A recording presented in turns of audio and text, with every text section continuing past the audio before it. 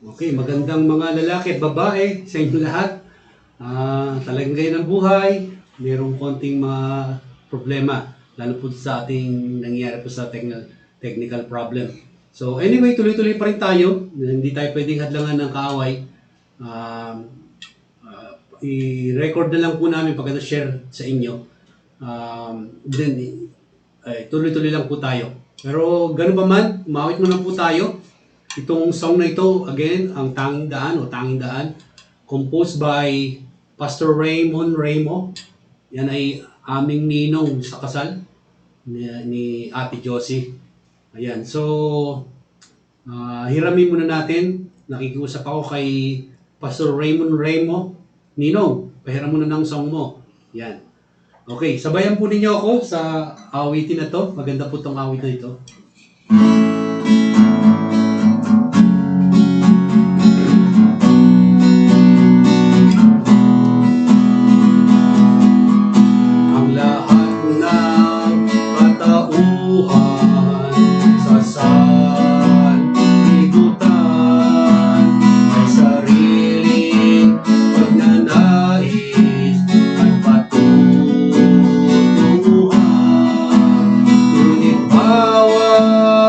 Pag-asa ay hindi magtatagumpay kung wala si Jesu Cristo, tanging daan. Si Jesu Cristo lamang ang tanging daan. Si Jesus lamang ang tanging kaligtasan.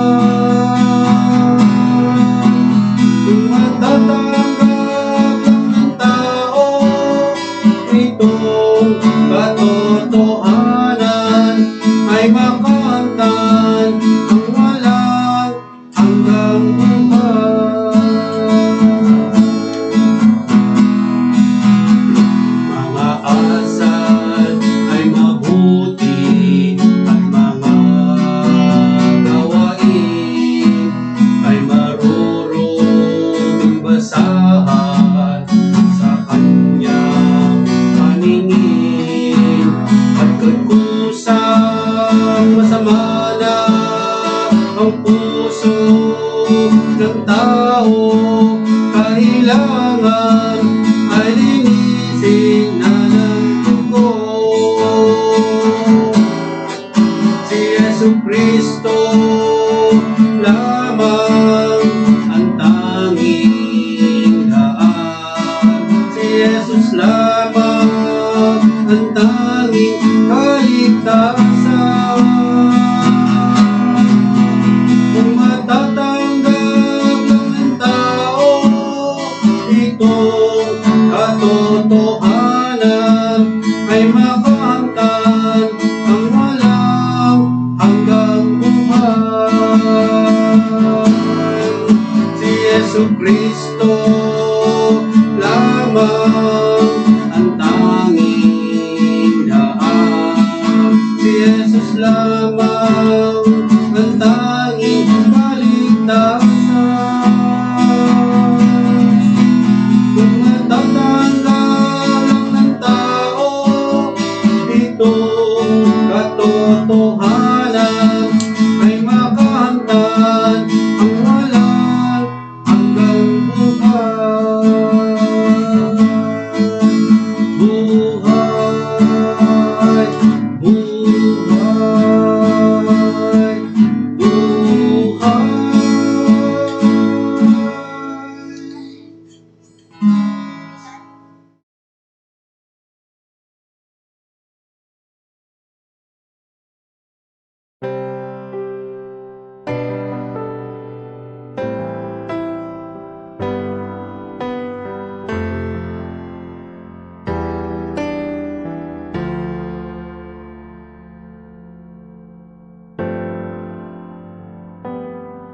Sadyang kay buti ng ating Panginoon, magtatapat sa habang panahon, maging sa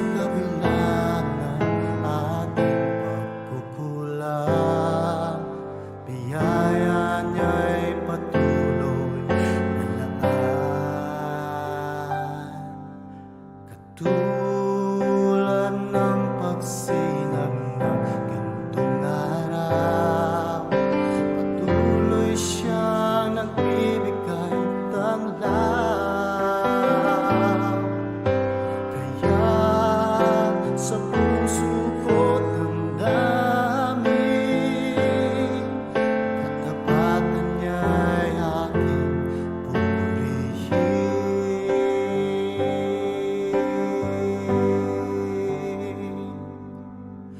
Dakila ka, O Diyos, tapat kang ang tunay, magmula pa sa ugat ng aming lahi.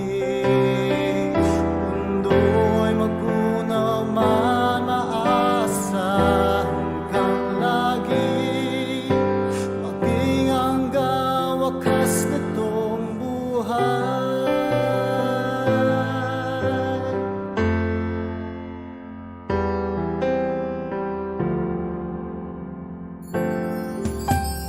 Kaya't, O Diyos, ika'y aking purihin. Sa buong mundo'y aking awitin. Dakila ang iyong katapatan, pag-ibig mo'y walang hanggan.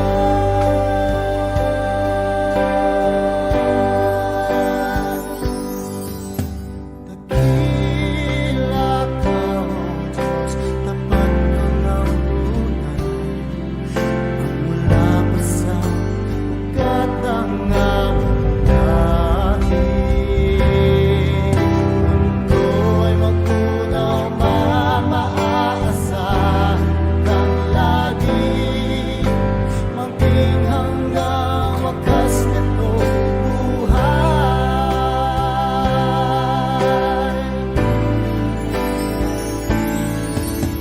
Dakila ka, O Diyos, sa habang panahon, katapatan mo'y matibay na sandigan.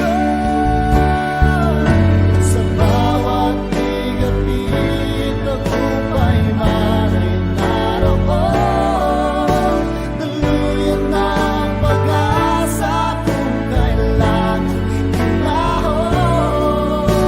Pag-ibig mo'y alay sa amin noon hanggang ngayon.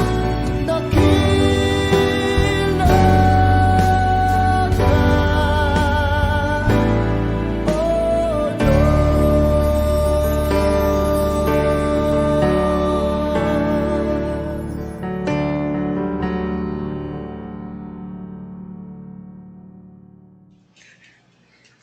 Okay, magandang mga lalaki at babae sa inyo lahat. Okay.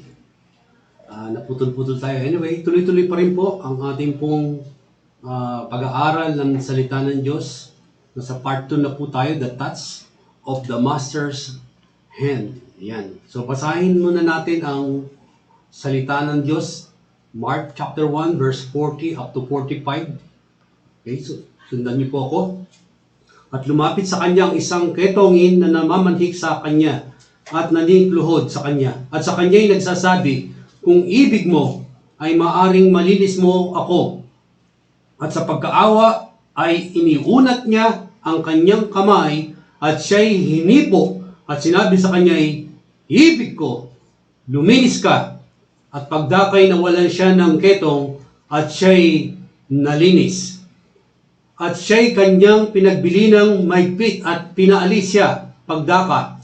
At sinabi sa kanya, ingatan mong huwag sabihin sa kanino mang tao ang anuman, kundi yumaong ka at pakita ka sa saserdote at maghandog ka sa pagkalinis sa iyo ng mga bagay na pinag-utos ni Moses na bilang isang patotoo sa kanila.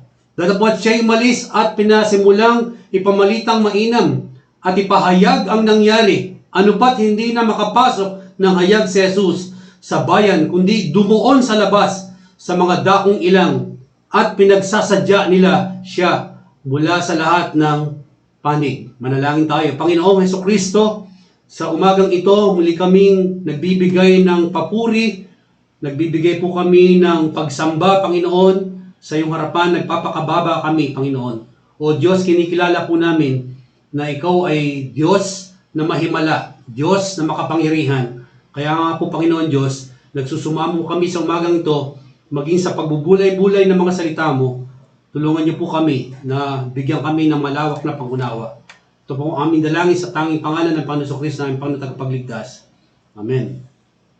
Okay. So, balikan natin yung ating napag-aralan. Nakita po natin sa mga nakaraan sa story na hindi lang po ang ito pong leper o may ketong ang hinipo ng Panginoon. Sa mga story sa Bible, especially sa 4 Gospels of the Bible, makikita po natin yung healing ministry ng Panginoon. No? Hindi lang naman po siya dyan ang sabihin natin tumutok. No? Andyan po yung hinipo ang bulag, nakakita na po dahil sa kanyang kapangyarihan. Nandyan po yung mula pa sa pagkasilang ay disabled na po siya.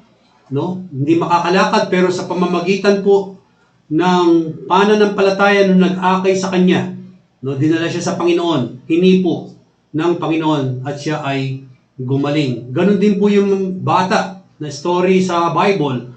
Isang batang may sakit na kinamatay rin niya pero sa pamamagitan ng paghipo ng Panginoon sa kanya ay gumaling po siya. Ano bang pinapakita ng Panginoon dito? Kung bakit pinakita upang siya ba ay maging sikat? Of course, ang Diyos ay sabihin natin ay maluwalhati na po siya. No? Nabibigyan po siya ng parangal. Dapat sapagkat siya po yung nararapat na bigyan ng parangal. Ang revelation po dito na pinapakita na ang Panginoong Hesukristo na bilang Diyos na nagkatawang tao, ipinapakita niya na siya po yung Messiah, the Anointed One. No? Yung Messiah, pinapakita yung 3 offices niya. Yung pagiging saserdote niya, yung pagiging hari niya, yung pagiging propeta niya. Yan po yun. Kaya nga pinoproclaim din niya yan. Kaya mga iba hindi naniniwala sa pagiging, sabihin natin yung buong katauhan ng Panginoong Hesukristo. Kaya yan po yan. Ang mahalaga po dyan, na pinapakita ng Panginoon na yung pag-touch niya sa mga tao ay meron pong transformation na nangyayari sa kanyang buhay. Ayan. So, reviewin natin. Nakita po natin nakaraan yung sa verse 40, yung the sick man. Okay. Nakita rin po natin yung nature ng kanyang ailment, yung likas nitong sakit niya. Itong sakit na ito ay pinandidirihan. Ang sakit na ito ay nadideform yung kanyang katawan, talagang maagnas, maubos hanggang sa mamatay na po siya. Ibig sabihin talagang ang kanyang sarili ay wala na pong kakayanan para gumaling siya. Dahil yung time na yon wala talagang gamot. Except nung marinig niya ang Panginoon, no? Hindi po siya. Pinapakita rin po dyan, kung bibigyan natin siya ng application nung ailment na yan, yung ketongin na yan, kung ibibigay natin yung application doon sa kasalanan, ang isang taong makasalanan ay talagang pa-deformed na po siya. Kung bakit sirang-sira na ang kanyang buhay. No? Pero dahil po sa kapangyarihan ng Panginoon Jesucristo, ay pwede po siyang luminis. Yan po yan. Ayan. So, makita rin po natin yung kanyang paglapit, yung approach, his approach. No? Lumapit siya sa ating Panginoong Jesucristo. No? Yung kanyang approach, sabi niya, if Jesus can do all those things for other, I am sure that He can heal me. Mapapagaling niya ako. No? Ibig sabihin, nagkaroon po siya ng courage na ito po ay risk sa paglapit niya sapagkat may batas. No? Hindi siya pwedeng lumapit sa mga tao. Pero he took courage para lumapit sa Panginoon. Nagsumamo po siya. Ano po ang nag-arouse sa kanya? Yung kanyang pananampalataya. Walang humadlang. Kahit siguro yung kapwa niya mga ketongin, sinasabi ng mga ketongin na hindi na tayo pwedeng pagalingin ng Diyos na yan. Na sinasabi maghihimala. Hindi niya pwede tayong lapitan dahil may batas. No, hindi tayo pwedeng lumapit sa mga tao. No, nonetheless, ito pong may ketong, hindi po nag-atubili nung maalaman niya, na narinig niya yung miracle sa ginagawa ng Panginoon, nanampalataya siya, lumapit siya, wala pong hindrance, walang hadlang na siya ay para harangin. Ibig sabihin lang po doon, kayo pong nakikinig na nandyan po, kapag tayo may buong pananampalataya, wala pong hahadlang sa ating paglapit sa Diyos na makapangyarihan. Dahil ikaw ay nakapokus, ang iyong pananampalataya, nakapokus lamang doon sa ating Panginoon Kristo. And then pangatlo, nakita rin natin yung kanyang appeal. Ano ba yung appeal niya? Sinabi po dyan sa Bible, sa King James Version, ang sabi niya po doon, if thou will, kung loloobin mo, ang ibig sabihin niya, ang appeal niya, Panginoon, ito po, pinandidirihan po ako. Pero dahil narinig ko ang isang magandang balita para sa iyo, ako po ay nagising at ako po ay nagkaroon ng pag-asa. Kaya nga po ako'y lumalapit, ibinibigay ko, Panginoon. Hindi po yung kalooban ko, kung loloobin mo lamang, nakikiusap siya, pakiusap niya. No? Yun yung pakiusap ng ketongin na ito. Full of leprosy, he was nearly gone and he needed divine intervention. So he come to Jesus. Kaya nga po, sa umagang to, sa oras na ito, huwag natin sasabihin na marumi ako. Baka hindi na ako patawarin ng Panginoon. No? Baka sa umagang to, sinasabi mo na may mga nakaraang kang masasakit sa buhay mo. Mga nakaraang hindi mo, sabihin natin yung mga kabigatan sa buhay mo. Lalo sabihin natin yung mga namatayan. Sample natin mga namatayan. O kaya yung isang asawa o mga may asawa na namatay yung kanyang asawa. Nag-iisa na lang siya sa buhay niya. Wala na magkakalinga. Hindi ba po?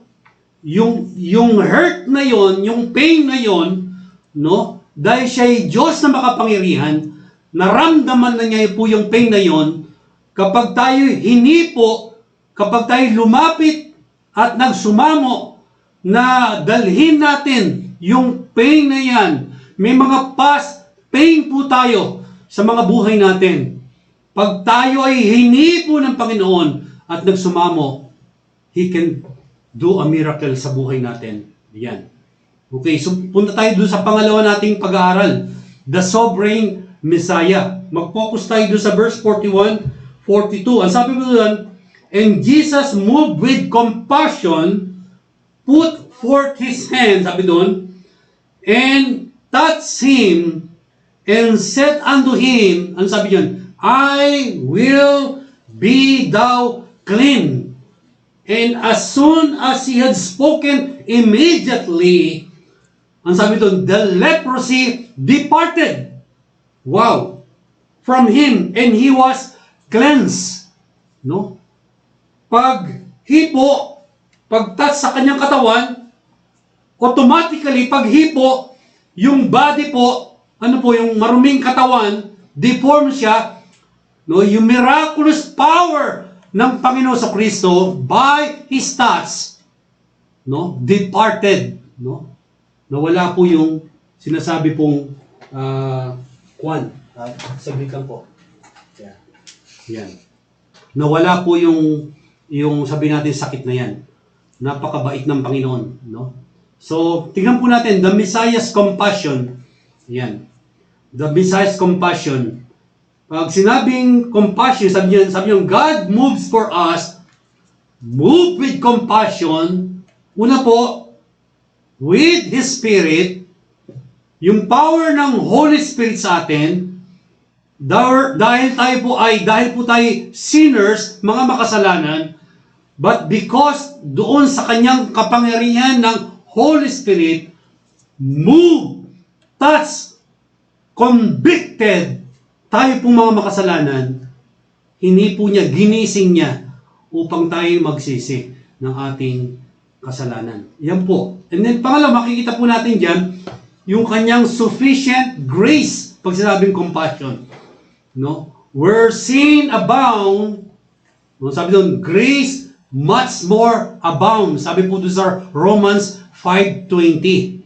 No, ibig sabihin, maliit na kasalanan, malaking kasalanan, yung grace ng Panginoon tatabunan, no, yung kasalanan. Hindi naman ibig sabihin na kapag yung grace ng Panginoon ay umapaw dun sa kasalanan, muli, meron na tayong license to be sin. Hindi po ganon. Kaya nga po, yung grace ng Panginoon sa atin, no, pinatawad tayo sa pamamagitan ng kanyang banal na dugo. And then pangatlo, is saving goodness. Yung pandemic crisis na nangyayari sa buhay natin to, goodness ng Panginoon to. Opportunity, chances. Ano po? Binibigyan tayo ng chance. Na ano po? Kung ano man sapitin natin sa buhay, mamatay man tayo, by the will of God, by His time, no? Andun pa rin yung goodness ng Panginoon. Kinakalabit niya tayo, tinatouch na tayo, para tayo manikluhod, magkaroon tayo ng realization sa ating buhay, upang tayo ay, ano po, magpakababa at humingi ng patawad. Yan po yan. No? Ano ba ang compassion? What is compassion? No? Bigyan po natin ng meaning. Ang sabi po doon, is a word that refers to a feeling of deep sympathy and sorrow for another who is stricken by misfortune, accompanied by a strong desire to alleviate the suffering. No? Nagkaroon ng pagdadalamhati, pagkalungkot para sa atin, sa ibang tao, no? Na ano po, na grabe po, inattack ng kamalasan, yan. Pero dahil sa kanyang strong desire na tayo maalis doon sa suffering na yon, ay ginawa niya. That is grace. Yung po'y compassion sa ating buhay. Maalala ko isang kwento po ng isang mayamang-mayaman na tao. At merong magandang sasakyan. Sabihin natin top of the line na sasakyan. At merong isang gusgusing bata, mga 12 years old. Ang batang to'y nakakaawa ang kanyang kalagayan. No po, no? Ang masaklap nun, wala na siyang mga kamag-anak, wala na rin siyang mga magulang. So homeless na, hindi lang homeless, hopeless siya. No, ang kinabubuhan niya lang sa basura. Nangangalakal po siya. No? So, kumukuha rin siya ng pagkain sa basuran. Habang siya po'y naglalakad, naispatan po siya, nakita po siya ng mayaman. So, nung makita po siya ng mayaman, sabi niya doon sa driver niya, tumigil ka nga muna. Gusto kong makita tong batang ito. Tapos tinawag niya yung bata. Bata, ano bang kalagayan ng buhay mo? Ano ba? Nakakaawa ka naman. O nga po, nasaan na yung mga magulang mo?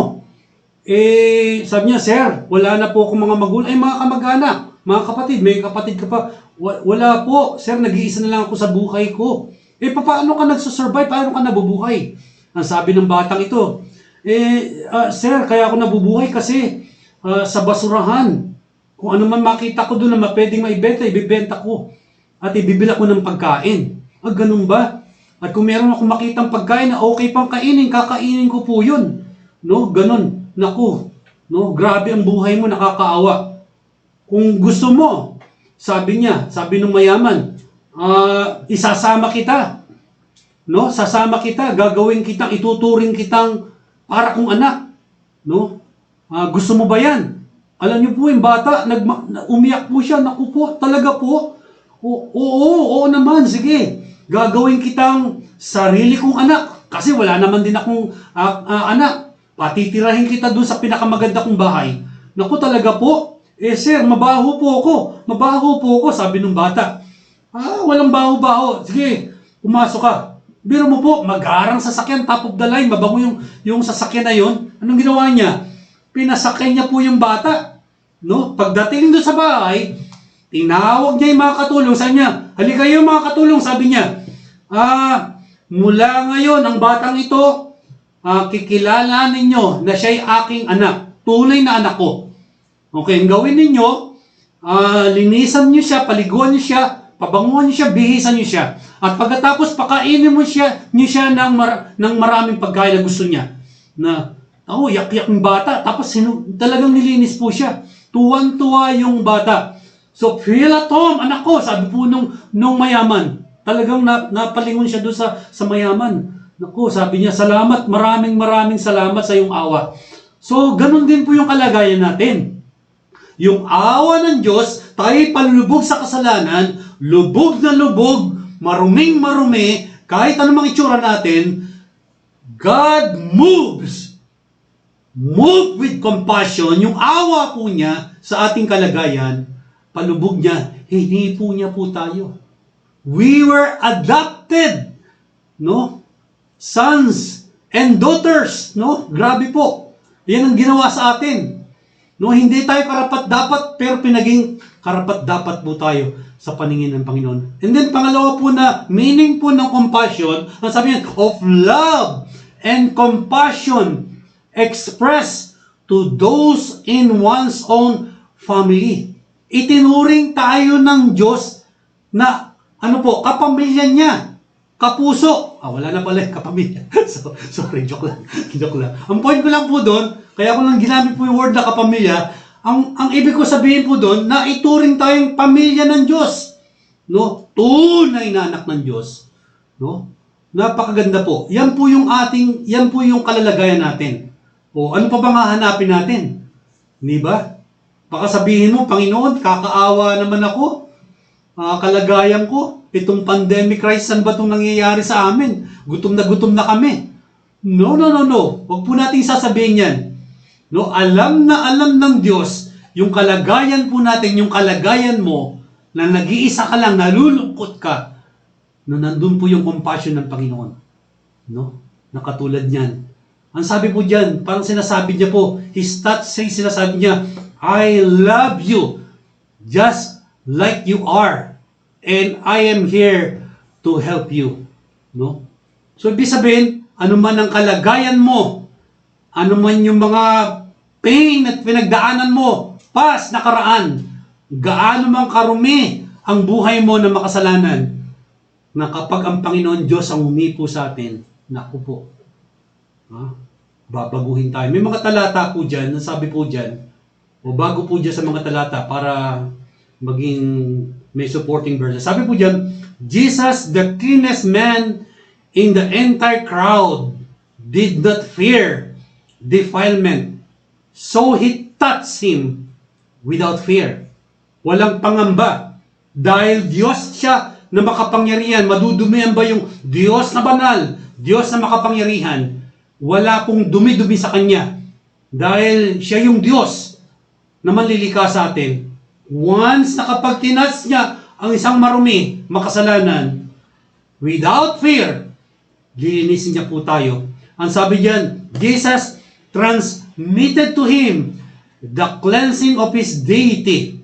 Isang Diyos na nagkatawang tao, ang sabi po sa John 1:14, no, was God.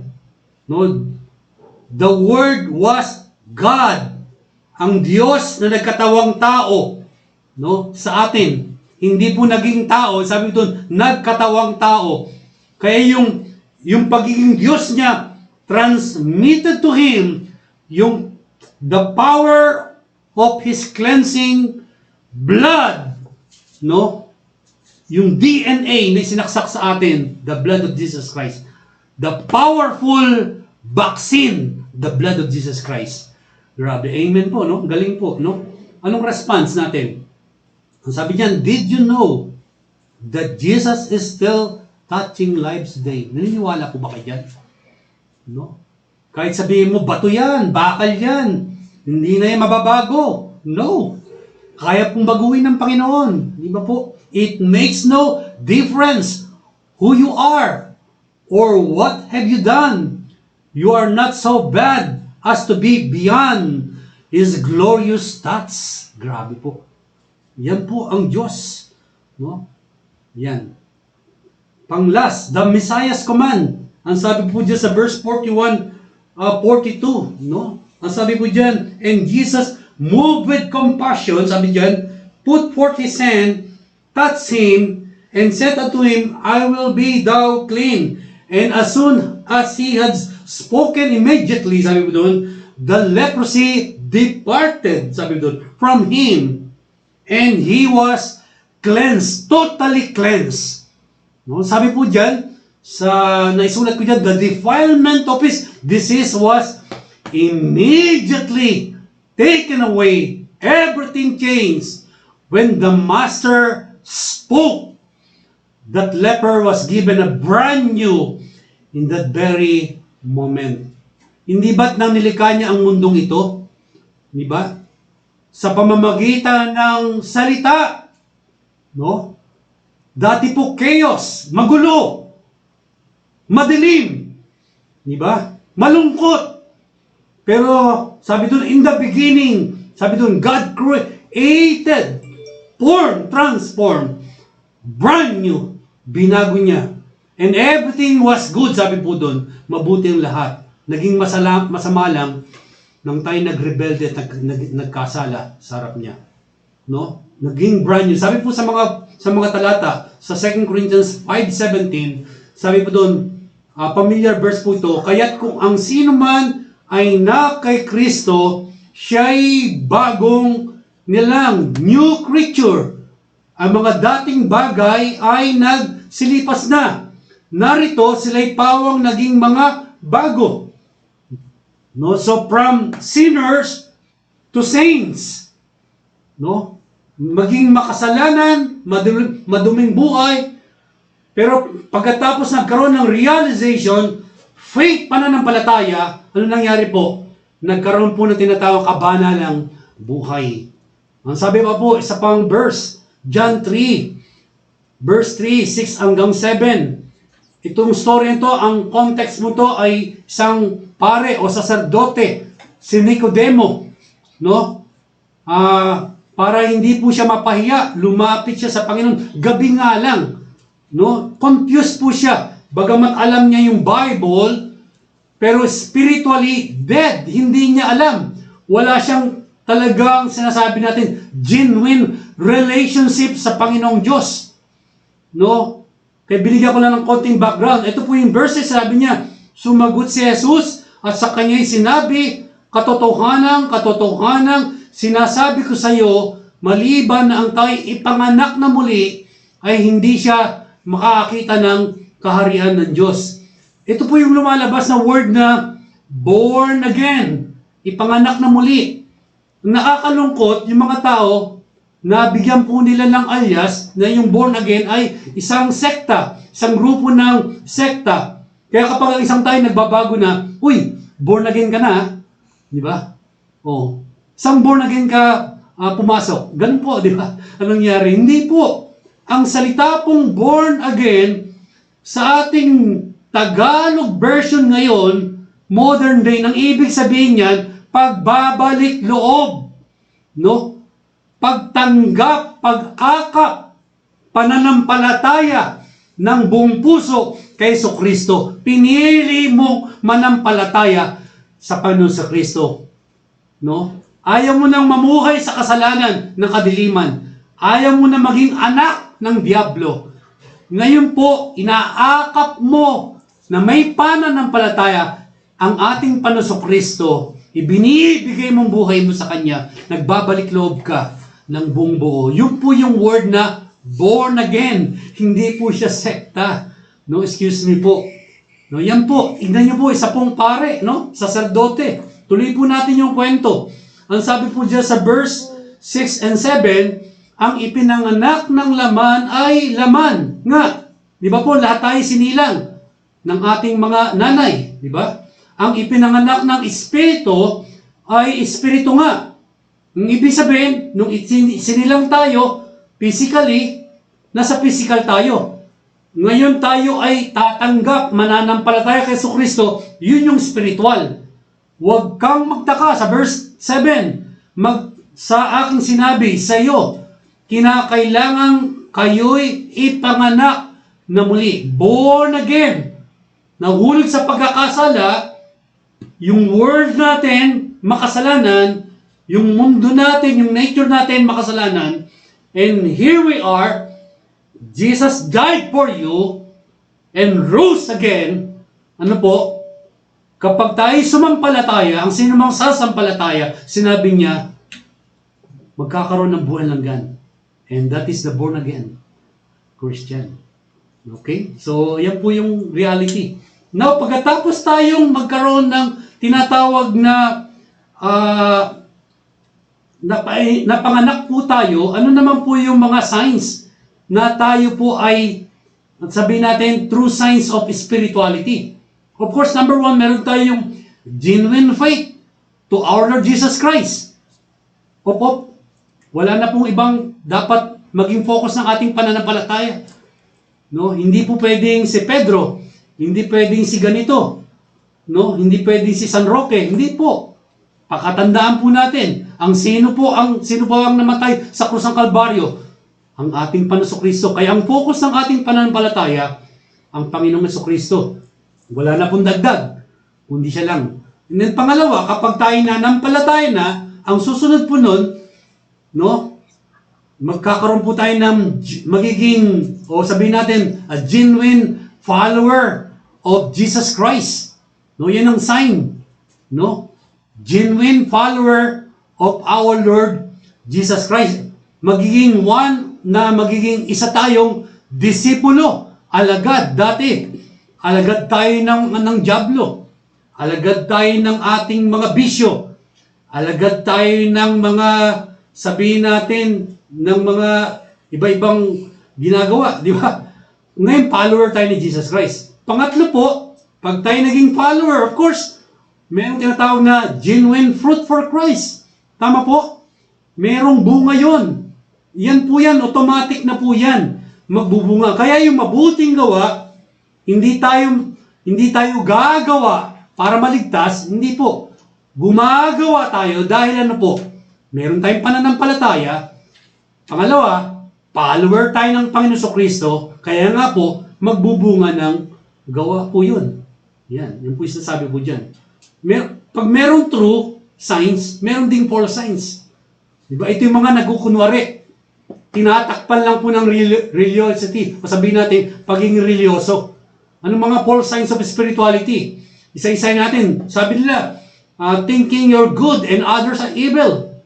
No, kapag yung tao ay napapalamitaan ng mga satabing sangkatebrang, sabihin natin na religion o ng pangrelihon, good ako. No? Siya ay evil. Ganon. Holier than thou, sabi po dun. And then pangalawa, identifying yourself as a spiritual person. Di ba? Pag siya daw ay palabasa at nananalangin lagi, ganoon naman ang ginagawa ng mga Pariseyo, publicly. No? Doon po sa Matthew 23, tinawag po sila ng Panginoong Jesucristo, you are hypocrite. Mapagkunwari, sabi niya po doon. No? Yan po. Then pangatlo, acting nice. No? Sa harap, acting nice. Pero patalikod, Doberman, no? Parang grabe po. Parang yung pangil. No? Yan. And then, pang-apat, secretly believing you're better than others. Diba? Marami kasing ganun eh. Yung pride. No? Maraming ganun. Maraming dahil sa kanyang talent, sa kanyang skill, no, para bang ang yabang ng tingin niya sa kanyang sarili. Proud na proud siya. No? Ayan. Ayan yung mga signs. Tandaan po natin yan. Kapag meron kayo yan, ibig sabihin peke po yan. Ano bang goal ng Diyos sa atin? Magtatapos na po tayo. God's goal for us. No? Pagtapos nating manampalataya, pagkatapos na tayong maging follower of Jesus Christ at magkaroon ng genuine fruit, ang point dyan, being transformed, tuloy-tuloy po yun, and reformed, disciple of Christ. Yun po yung ginagawa natin. Hindi pagkatapos nating manampalataya, papasok tayo sa simbahan, lalabas lang tayo. Wala tayong ginagawa. No? Hindi natin naibabahagi yung ating nakitang milagrong pagbabagong buhay sa atin. Tingnan niyo po isang sample dyan. Mula doon sa kukon, paunti-unti, talagang struggle po siya sa loob. Pero doon sa pagiging struggle niya, paghihirap niya po doon sa kalooban, meron po, dyan, tinatransform siya ng Panginoon sa pinakamagandang butterfly. Ganon din po ang isang nananampalataya sumusunod sa Panginoong Jesucristo. Magiging one of a disciple of Jesus Christ. Yan po yung ating gagawin. Kaya nga, in conclusion, balikan lang natin yung kaninang response, no? Makakala natin na hindi tayo kayang baguhin ng Panginoon. No. No. Did you know that Jesus is still touching lives today? No? Pwede po. Pwede tayong baguhin ng Panginoon. No? No? Did you know that Jesus is still touching lives today?